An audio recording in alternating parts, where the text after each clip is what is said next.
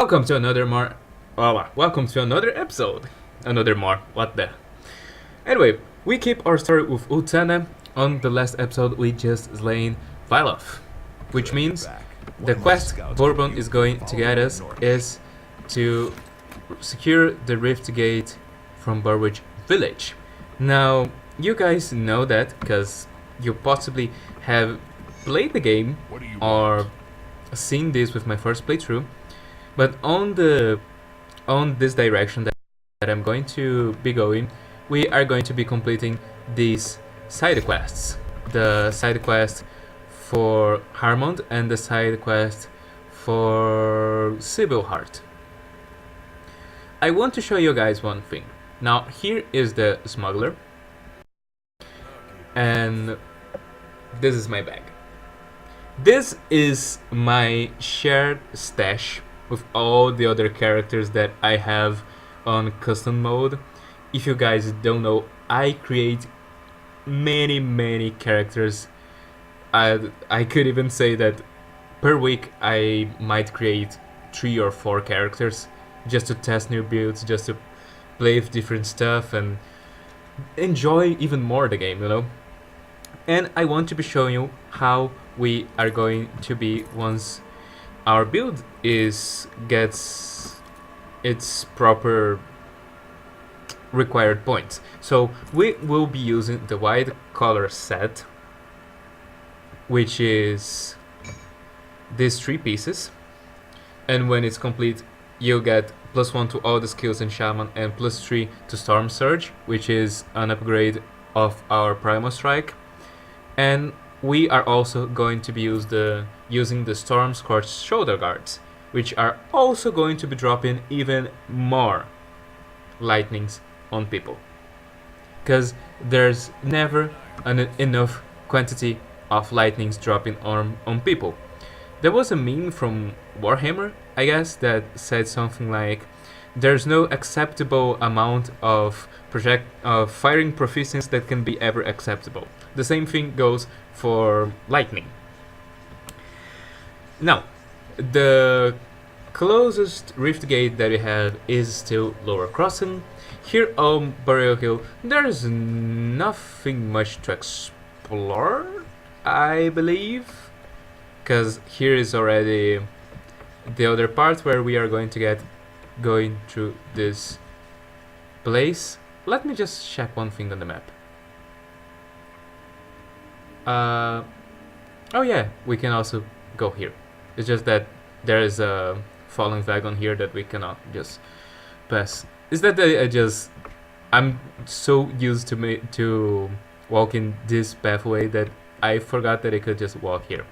So we are going to be leaving Burial Hill and get into the zone known as the Old Dump, as you can see. The Old Dump. The dump where you have already seen all the memes on Ingor. That's an old dump. Now, something that I said a lot on my last playthrough was, if you don't know where to go, just follow the main road. The main road is your religion. The main road is your superstition. Very superstitious. Okay, no Stevie Wonder here, please. No, Stevie Wonder, but not now. We are not going to be following the main road as much this time, because we want to be exploring more content. So here on the Old Dump, you guys saw on our... There's already the star on the minimap.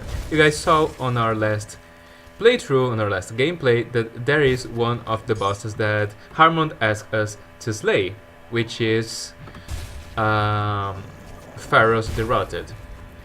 There's also this place. I don't remember if I got into this cave with my Kabbalist build, but here's the Putrid Den. Inside the Putrid Den, you are going to find Puskul the Hoarder. I believe this is his name. He's a level 10 boss that's always here on this Putrid Den. Puskul the Hoarder, yes. And for Puskul, 2 hits was enough. But maybe he already had enough of life, he just didn't feel like putting up much of a fight. Or I mean, let's just be honest, like, how do you survive 10,000 volts falling on your head twice? I mean, I've heard stories about people that survived getting bolts on their heads by nature 7 times on their lifetime. But, I mean, that happened on different occasions, right? You didn't just took 10,000 bolts from nature itself, from God and Darwin just looking at you and say, well, fuck you, twice in the same day. So yeah, we kind of have to give our friend Pascal some breathing room. It was not his fault. Maybe he was a proud enemy. Oh, there's already a boss here. This boss is not usually here. About the bosses showing up randomly, I guess. There's one thing that you can do to find even more bosses if you want to, and it's to work on your faction. What's the name of this thing? Reputation. Yeah. So as you get more reputation with the factions, you get more benefits. For example, if you are getting reputation with an enemy guild, I'm going to be calling guild. What's going to happen is that new enemies, new bosses are going to show up with new powers and such. And if you get more reputation with your allies, you are going to be able to enjoy more items, I can say, more things you can buy on the faction suppliers.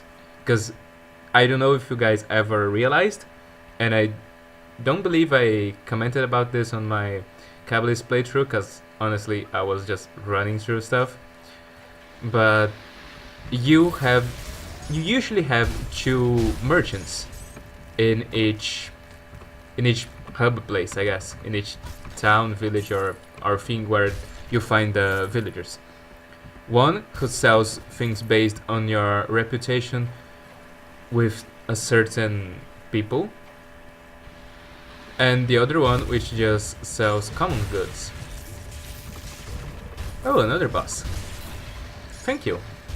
I really appreciate finding a bunch of bosses that I can just take down on 2 hits. And I haven't put my points yet, right? Okay. So let's put more on spirit, not because we really need it. And we actually have to start putting some points on physic, because we are going to need physic for our wild color. Although wild color, we can only wear that on our level 30, and we're still on level 15. No, 11. Character 11.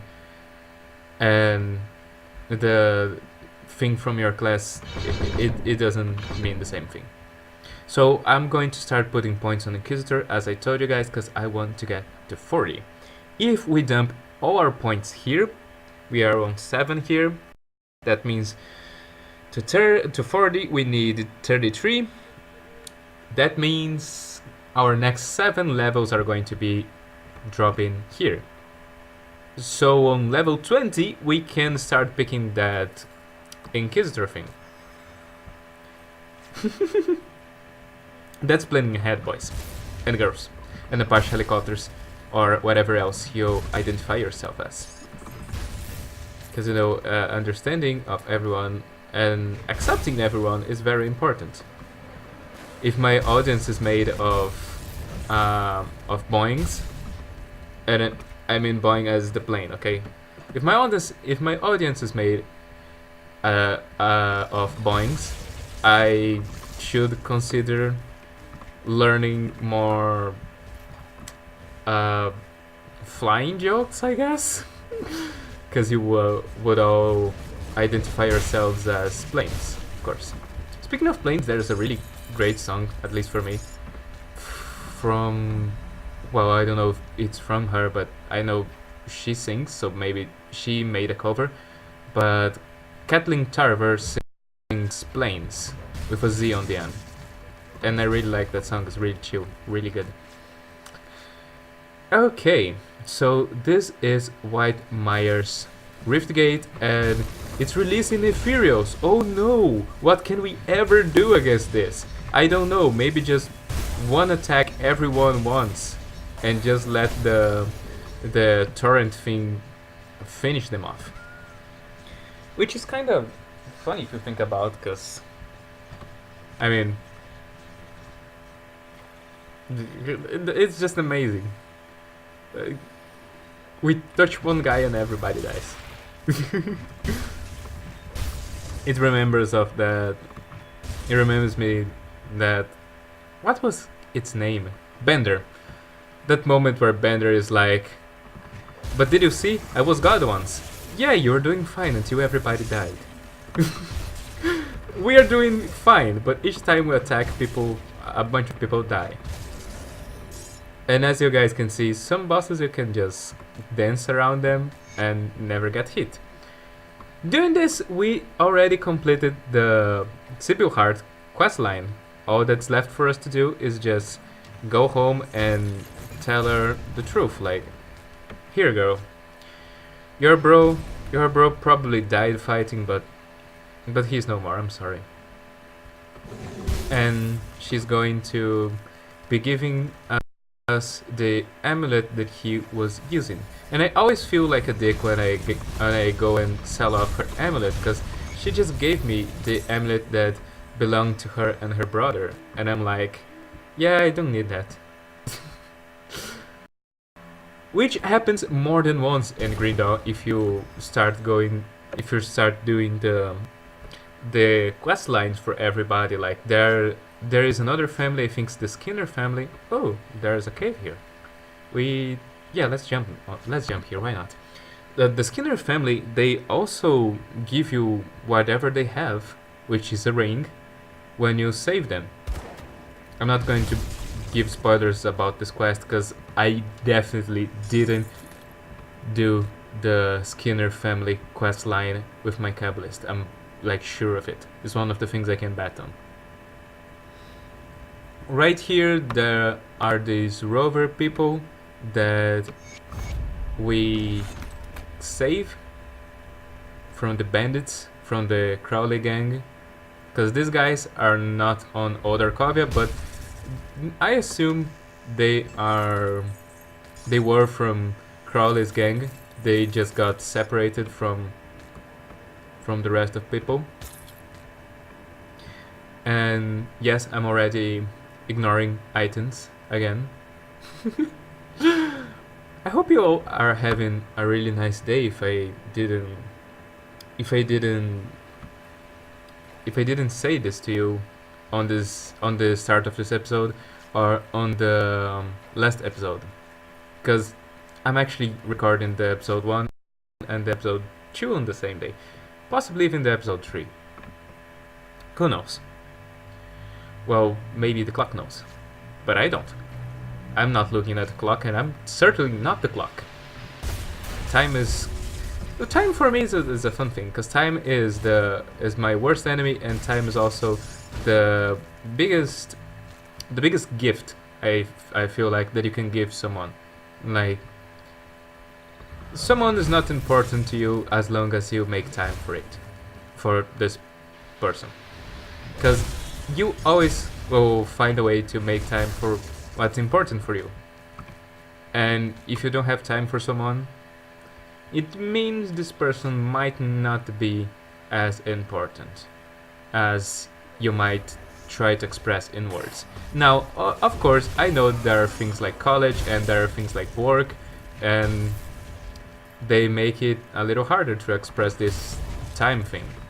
For example, for a long time when I was a child, my dad would spend much of his time just working and not be as present when we were little. However, we could tell that every second that he was actually free, he would just completely enjoy being with us, and he would enjoy spending that quality time with us. He would not rather be anywhere but there. And as we grew up and my mom started working as well, we realized, yeah, Dad was giving the best of him back then. Because now they're both kinda only being able to give the same amount of time to us, and now we realize that Dad was doing his best. And that's one of the reasons I think my dad's amazing. Now, here we can already go back to Devil's Crossing and complete the things. You guys know my thinking about this. I like to just go home when everything is complete. Now, I know there are black spots on the map, and my brother would be going crazy here because there are black spots on the map. Well, I promised I wouldn't be running as much, right? So let's explore. Let's walk aimlessly through some content. Here are some cultists. They are not here anymore. Okay, I mean there is one guy, two guys. Okay, you guys won. You were here. I mean, I'm an Inquisitor. I should be clearing this much more for two reasons. First, I'm an Inquisitor, so I have to bring the Holy Inquisition upon them all, upon everyone. Second, the second reason for which I should be exploring more content, I'm a shaman. I have to restore nature. Nature has been defiled by Ephirius and cultists and everyone. Like everyone just look at nature like if it was a pizza part, and they were like, yeah, I'm going to be taking whatever I want from this and I don't care. Kind of like what humanity did on real life. So as a shaman, as someone that's really connected to the elements and to nature itself, I should be trying to remedy that. Oh god, don't let me start singing a Remedy from Adele. I used to know many Adele songs by heart. I don't know what was wrong with me.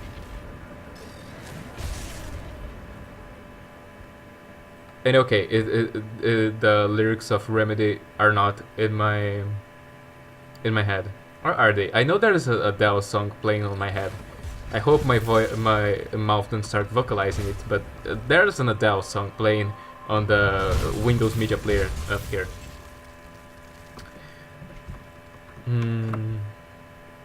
Okay. Ah, there's a shrine here. Look at this. So, oh, we got. There are secret walls here somewhere. Maybe, I don't know. Because I saw this rock here and I was like, okay, so why there's a rock there? Does this mean that there's a secret thing here? Oh, and the desecrated one. Let's clean it. Nope, nope. Yay. That was hard, right? So we see, we got even a better spotter thing. And about her devotion. On last episode, we completed the Chaos one, so now I want to start the Primordial one. So let's start with Crossroads, and I want to start with Tsunami, because I love Tsunami, and because Tsunami actually grants us some lightning damage and electrocute damage, which goes well when, you know, you're dropping lightning on people. Who would have seen that coming? There's more scrap here, because it's the most important thing ever in the world. The other day my brother was playing Green Dawn on Spanish, because he was trying to see how the game would be in Spanish actually. And scrap is chatarra. And like it's kind of actually addicting to be saying that. Chatarra, chatarra. Chatarra, chatarra, chatarra. The other thing was, another day I was watching this YouTube channel that I really like. It's Outside Xbox. And there's Outside Extra as well.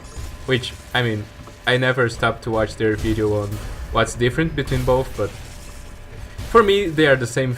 They're the same thing because Jane is on both of them, and outside extra also has Ellen. So there's already 2 reasons for you to watch. Okay, I already named Jane and Ellen. They are like waifus on real life, not 2D waifus. Okay. So I was watching them because I really enjoyed watching them, and they just said something that, for the life of me, I couldn't understand. Because my whole life, I always seen English as the best of all languages in the world. And then they were talking about enemies that you are ashamed to have died of. It's actually a really fun video. All of their videos are fun, but this one was especially really, really good.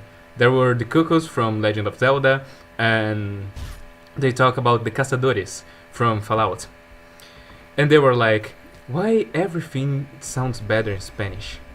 And I'm going to be honest here, I don't know if they were being sarcastic, and I sure hope they were, or if they were talking seriously that they really think that everything sounds better in Spanish.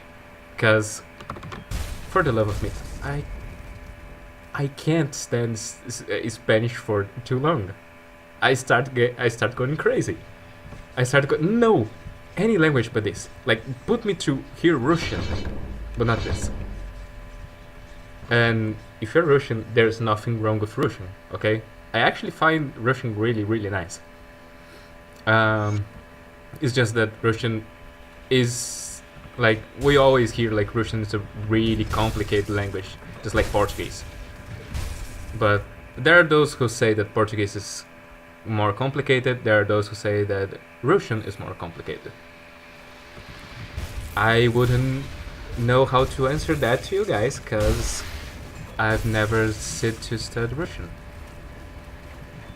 Because honestly, I really enjoy languages. I find them fascinating. Yesterday I was talking with a friend about how I like that in some languages you have, for example, two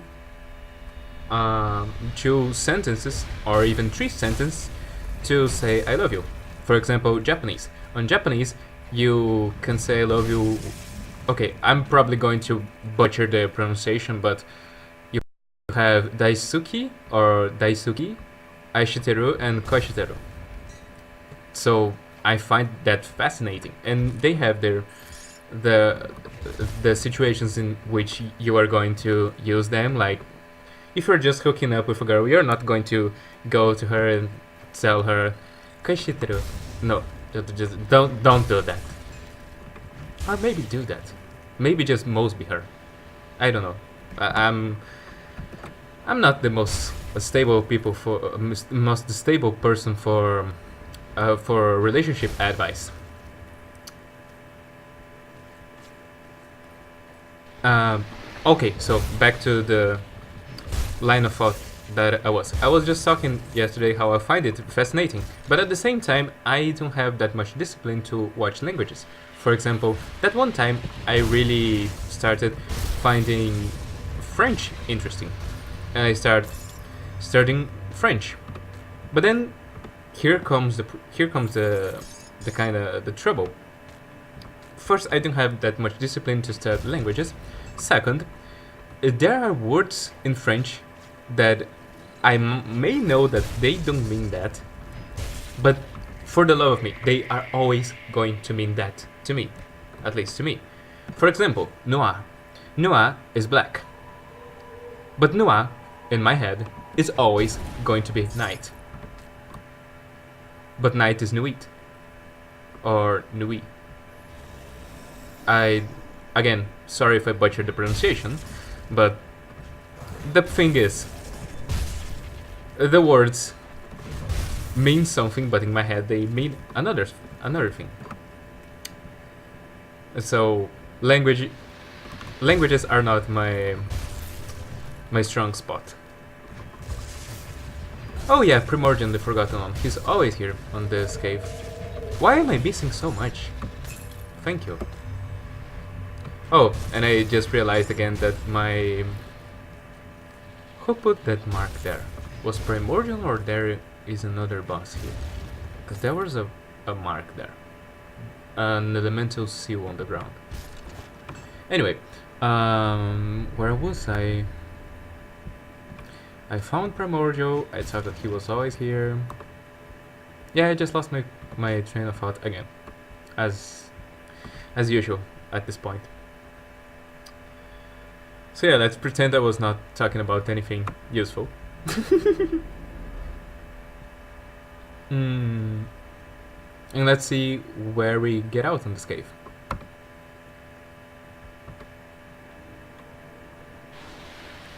We are on Foggy Bank. There's a star right there, which must be the merchant guy, which on Erasmus playthrough, like I killed the Shaper of Flesh and I didn't rescue this guy. This guy was probably turned into a human soup. Here he is, Luther Graves. Now, he's a merchant. You can be kind of a dick and ask money to save him, but we are not going to be a dick with this character, because there's another character on our list of characters to make playthroughs. Who that guy is going to be an asshole. I'm not sure yet if he's going to be our next playthrough once Ultana is over, and trust me, Ultana is going to take a while, because running through content we took 12 episodes, right? Studying content as we are, I'm going to say that, like, this is an uneducated guess, because I am terrible with estimatives, especially because I don't know how much I'm going to be exploring of each place. This is the cave we just got in, right? Yeah, because we get there and cross here, okay. But I think that at least this series is going to have at least 30 episodes. Which, I mean, I understand that if at some point you guys get tired of Ultana, you can always, and I mean it, okay? You can always just ask, no, we want to see another build. And then the next build can be like the main series on the channel again.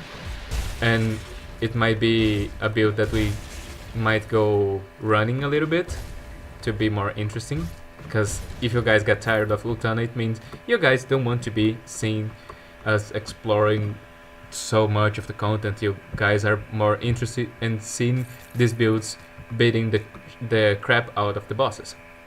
And I can respect that, because actually that's how I like to play. I like to just make my builds and go running through content and killing my bosses. My brother, on the other side, is really slow and methodical. For example, we have characters, like I have this character that I only play when he can play, and we are on Homestead on level 49. 49 on Homestead, on Smash and Grab mode. But that's not a bad thing, I'm just saying. That's really weird for me, because if you guys realized, I got level 40 with Erasmus, finding the Kraken. And then I kinda messed up my save files, which means I actually got my level 40 on the record notes on our way to the Altar of Ratosh, I believe.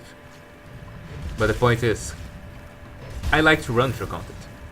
And maybe you guys would rather see me running through content instead of being slow and methodical and, oh, let's explore every fucking cave and every fucking hole that we find.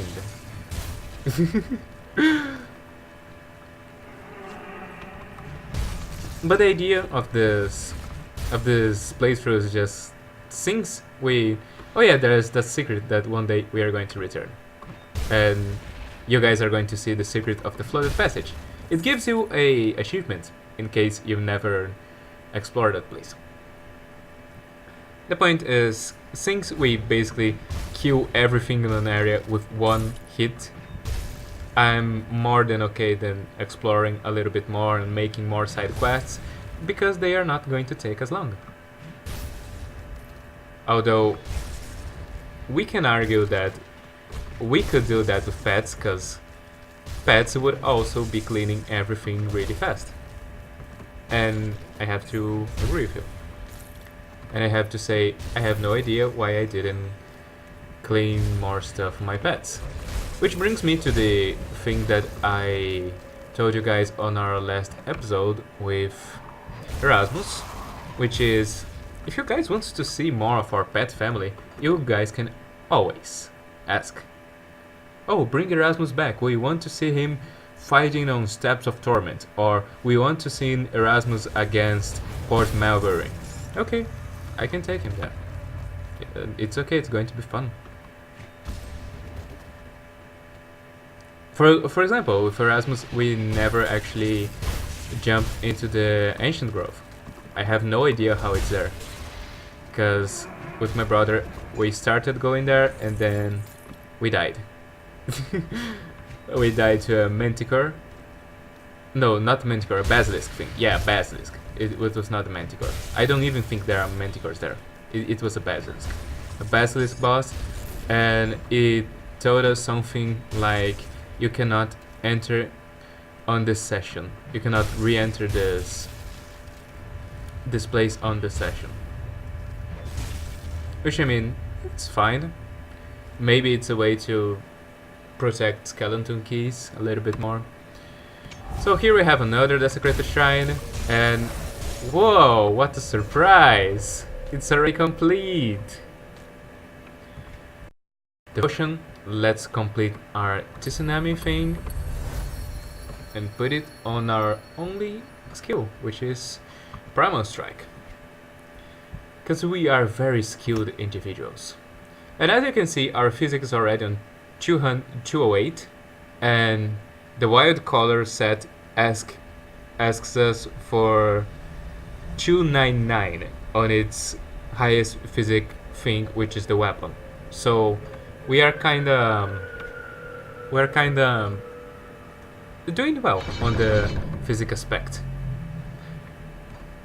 Now we are on 220 or 220 if you want to be all proper and stuff.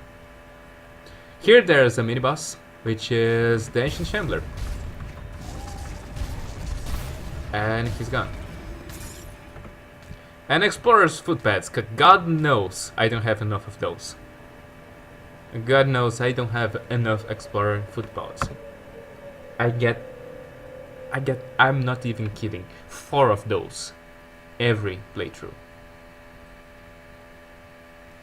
Even on main mode. Maybe I said that sentence and you were, no, okay, but that's because you're playing the smash and grab. No, I shit you not. Even on main mode. Okay? So here we are on Burge Outskirts. And I'm going to be checking how we are doing on time. We are on 33 minutes. And I think that if I push too much more, you guys will be bored or you guys will be scared by the size of the episode. So I'm going to just be returning home and getting the XP from the quests we did. So we talked to Harmond, we got his XP, we talked to Luther, we got his XP, and to finish off we are going to be talking with Sybil Hart. Give the amulet, he's going to give it back to us, and that's it. And I believe, okay, let's finish on a high note here, just so you guys can see how we are going to be dressed once we can dress everything. We are going to be dressed like this. Look at this. It's amazing. It looks like a Jersey Devil that's carrying a fucking axe. A fucking giant axe. It looks amazing. I mean, look at this, man. It's so good. Okay, thank you all for watching, and see you guys on our next episode.